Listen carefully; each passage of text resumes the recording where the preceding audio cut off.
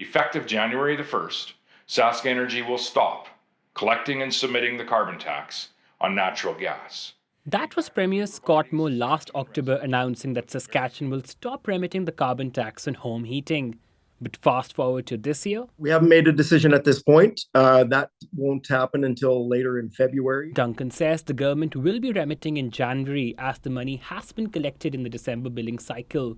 He says this month it will start to show up on people's bills as both a carbon tax as well as an offsetting credit from the province. When February rolls around, we will make a decision whether or not, as the government, we will be remitting a carbon tax. So we haven't made a final decision on that point.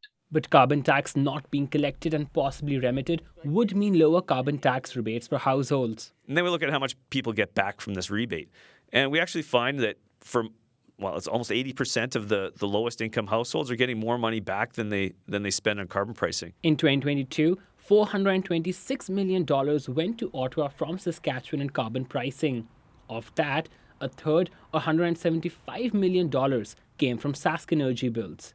A significant amount of money. If you reduce that by a third, we'll be getting these 33% lower rebates, if that's how this comes to be. Legal experts say the province just can't stop remitting carbon tax as the Supreme Court has already upheld that the federal government has the jurisdiction and the constitutional right to put a price in pollution, and the provinces need to adhere. There is no way or ability or authority for the provinces to amend either the wording or the operation of that law within their own boundaries, right? And of course, you think about it for a second, and that has to make sense. Of course, provinces can't pick and choose which federal laws they're going to comply with. But Dustin Duncan maintains he is willing to go to the carbon jail, as he calls it, for any punishment that comes from Saskatchewan's new legislation that protects those working in the crowns. Whether to remit or not remit, but if that decision is made, it will be mine to make.